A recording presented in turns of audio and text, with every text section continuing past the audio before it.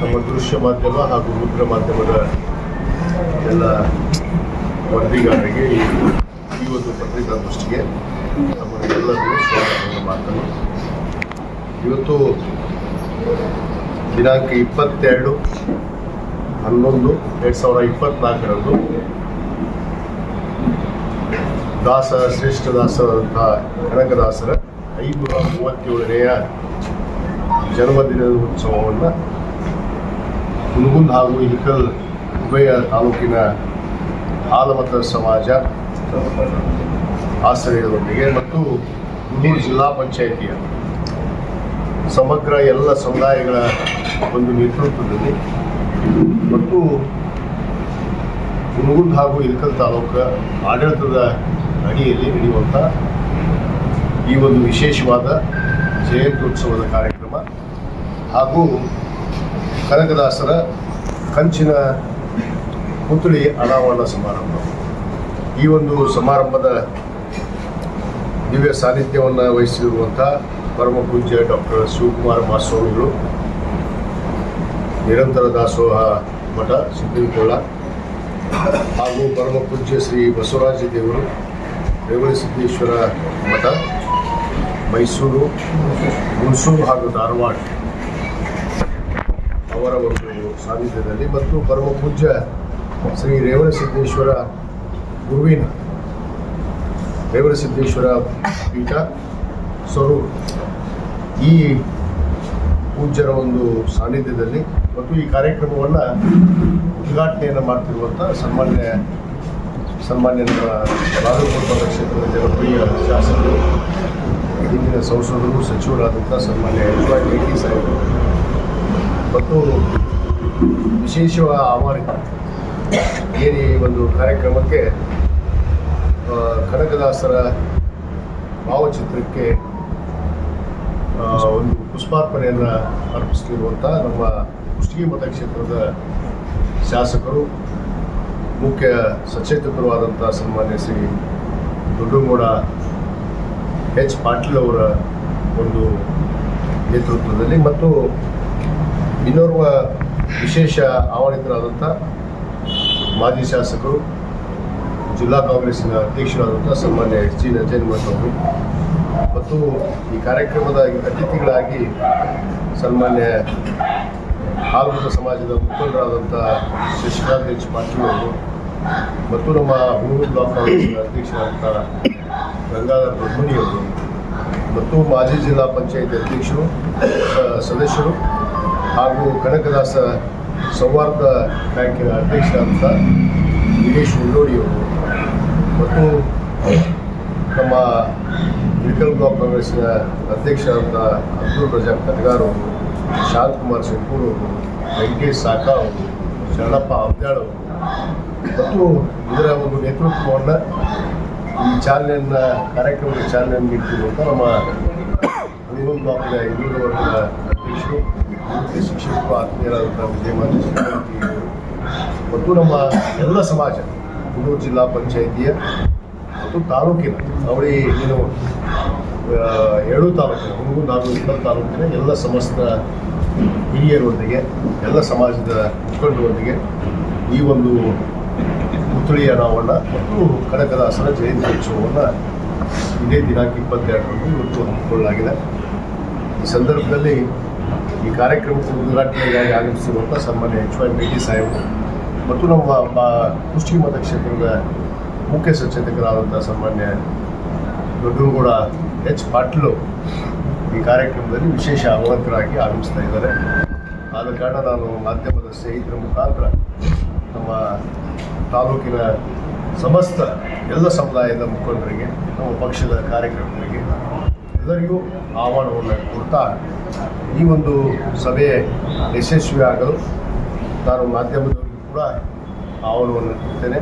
ಮತ್ತು ವಿಶೇಷವಾಗಿ ಎಲ್ಲ ಸಮುದಾಯ ಮುಖಂಡರು, ಯಾಕಂದರೆ ಇವತ್ತು ಯಾರೇ ಸ್ವಾತಂತ್ರ್ಯ ಹೋರಾಟಗಾರರು, ಯುವ ಪುರುಷರು, ದಿಗ್ಗಜರು ಈ ನಾಡನ್ನು ಸುಂದರಗೊಳಿಸೋದಕ್ಕೆ, ಈ ಮನುಕುಲವನ್ನು ಸುಂದರಗೊಳಿಸೋದಕ್ಕೆ ಯಾರ್ಯಾರು ಈ ದೇಶದಲ್ಲಿ ಸ್ಮರಿಸಿದ್ದಾರೆ ಅವರ ಎಲ್ಲ ಜಯಂತ್ಯೋತ್ಸವವನ್ನು ಎಲ್ಲ ಸಮುದಾಯಗಳು ಕೂಡಿ ಆಚರಣೆ ಮಾಡಿದರೆ ಒಂದು ಅರ್ಥಪೂರ್ಣವಾಗಿರುತ್ತೆ ಅನ್ನೋ ಕಾರಣದಿಂದ ನಾವು ಎಲ್ಲ ಸಮುದಾಯಗಳನ್ನು ಮುಖಂಡರನ್ನು ಕೂಡ ಇಲ್ಲಿ ವಿಶೇಷವಾಗಿ ಆಹ್ವಾನವನ್ನು ಮಾಡಿದ್ದೀವಿ. ಕೇವಲ ಒಂದು ಸಮುದಾಯ ಆಚರಣೆ ಮಾಡುವಂಥದ್ದು ಸರಿಯಲ್ಲ ಅನ್ನುವ ಒಂದು ನಿಟ್ಟಿನಲ್ಲಿ ಎಲ್ಲ ಸಮುದಾಯಗಳು ಕೂತ್ಕೊಂಡು, ಯಾಕಂದರೆ ಇದು ಸುಮಾರು ಈ ಒಂದು ಕಂಚಿನ ಪುತ್ಥಳಿಯನ್ನು ಇವತ್ತು ವಿಶೇಷವಾಗಿ ನಾನು SRK ಪ್ರತಿಷ್ಠಾನದಿಂದ ಈ ಒಂದು ಪುತ್ಥಳಿಯನ್ನು ಮಾಡಿದ್ದೇನೆ. ಆದ ಕಾರಣ ನಮ್ಮ ತಾಲೂಕಿನಲ್ಲಿ ಯಾವುದೇ ಒಂದು ಜಯಂತಿನಲ್ಲಿ ವೀರ ಸಂಗೊಳ್ಳಿ ರಾಯಣ್ಣ ಆಗಿರ್ಬೋದು, ರಾಣಿ ಚೆನ್ನಮ್ಮ ಆಗಿರ್ಬೋದು, ಹೇಮರೆಡ್ಡಿ ಮಲ್ಲಮ್ಮ ಆಗಿರ್ಬೋದು, ಮತ್ತು ಮಾರುಸಿ ವಾಲ್ಮೀಕಿಯವರಾಗಿರ್ಬೋದು, ಟಿಪ್ಪು ಸುಲ್ತಾನ್ ಅವರಾಗಿರ್ಬೋದು, ಈ ರೀತಿ ಜಯಂತ್ಯೋತ್ಸವವನ್ನು ಎಲ್ಲರೂ ಕೂಡಿ ಆಚರಣೆ ಮಾಡಬೇಕು ಅನ್ನೋದು ಒಂದು ಉದ್ದೇಶ. ಆ ನಿಟ್ಟಿನಲ್ಲಿ ಈ ಒಂದು ವಿಶೇಷವಾದ ಕಾರ್ಯಕ್ರಮವನ್ನು ನಾವು ಪ್ರಾರಂಭಿಕ ಹಂತದಲ್ಲಿ ಏನು ಇವತ್ತು ತಾಲೂಕಾ ಆಡಳಿತದ ವತಿಯಿಂದ ಇದು ಒಂದು ಸರ್ಕಾರಿ ಕಾರ್ಯಕ್ರಮ ಕೂಡ ನಡೆಯುತ್ತೆ. ಒಂದು ಕಡೆ ಮೂರ್ತಿ ಅನಾವರಣ, ಇನ್ನೊಂದು ಕಡೆ ಕನಕದಾಸರ ಜಯಂತ್ಯೋತ್ಸವವನ್ನು ಇವತ್ತು ವಿಶೇಷವಾಗಿ ಗ್ರಾಮೀಣ ಮಟ್ಟದಲ್ಲಿ ಇದನ್ನು ಚಿಲ್ಲಾಪುರ ಗ್ರಾಮಕ್ಕೆ ಯಾಕೆ ಹೋಗ್ತೀನಿ.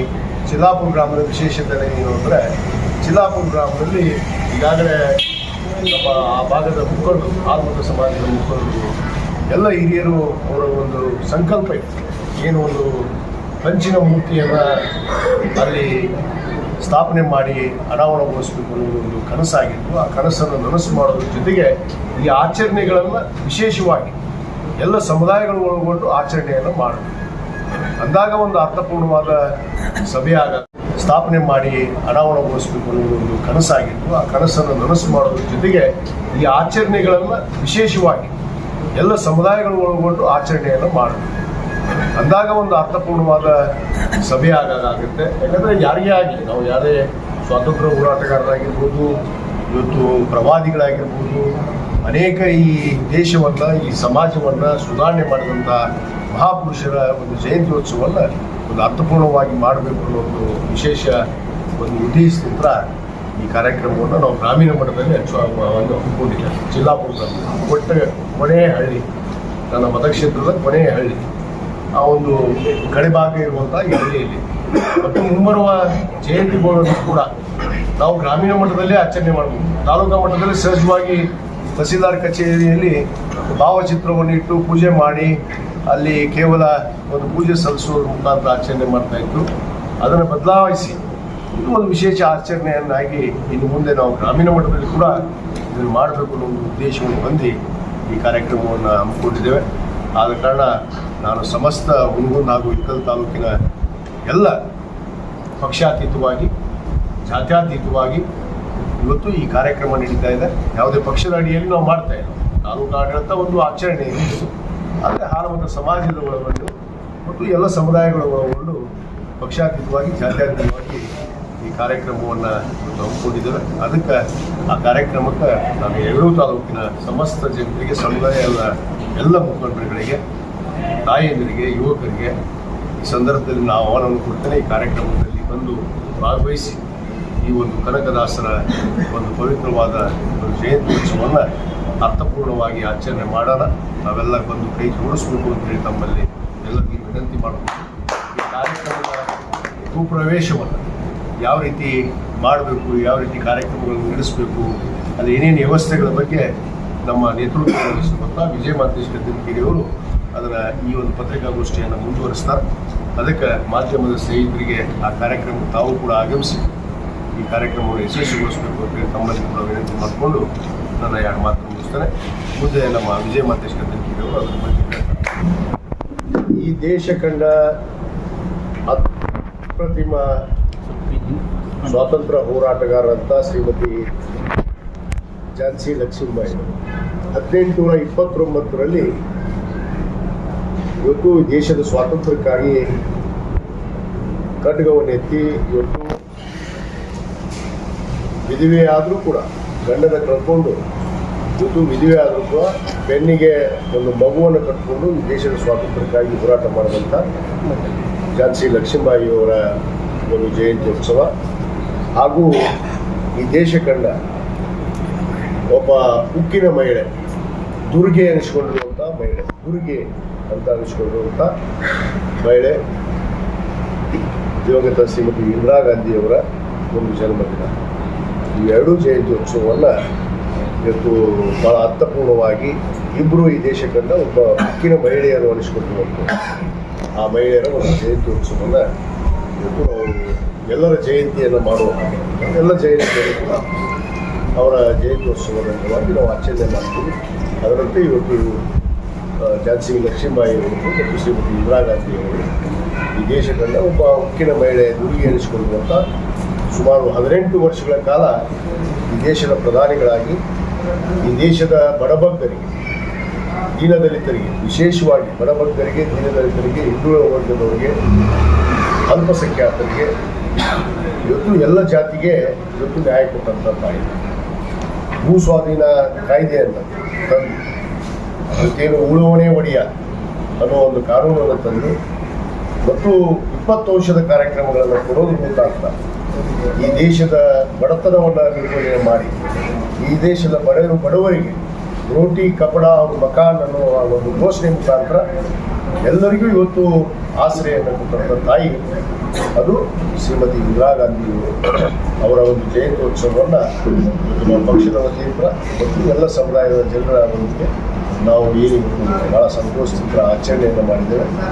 ಆ ತಾಯಿ ಕೊಟ್ಟಿರುವಂಥ ಒಂದು ದೊಡ್ಡ ಕೊಡುಗೆ ಈ ದೇಶಕ್ಕೆ. ಯಾಕಂದರೆ ಮೊದಲೇ ಪ್ರಧಾನಿಗಳಾದಂಥ ಪಂಡಿತ್ ಜವಾಹರ್ಲಾಲ್ ನೆಹರು ಈ ದೇಶದಕ್ಕೆ ಇವತ್ತು ಅನ್ನ ಕೂಡ ಇರಲಾರ್ದಂಥ ಪರಿಸ್ಥಿತಿ ಇದೆ.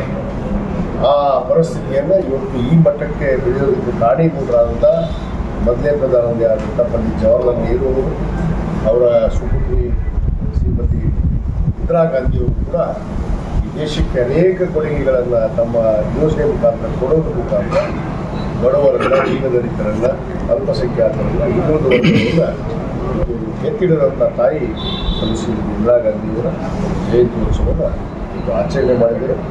ಈಗ ಆಚರಣೆಯಲ್ಲಿ ಭಾಗವಹಿಸುವಂಥ ತಮಗೂ ಕೂಡ ಈ ವಿಶೇಷ ಒಂದು ಮಾಧ್ಯಮದ ಮುಖಾಂತರ ಪ್ರಚಾರವನ್ನು ತಮಗೂ ಕೂಡ ಧನ್ಯವಾದಗಳು ಅರ್ಪಿಸಿ ನನ್ನ ಮಾತು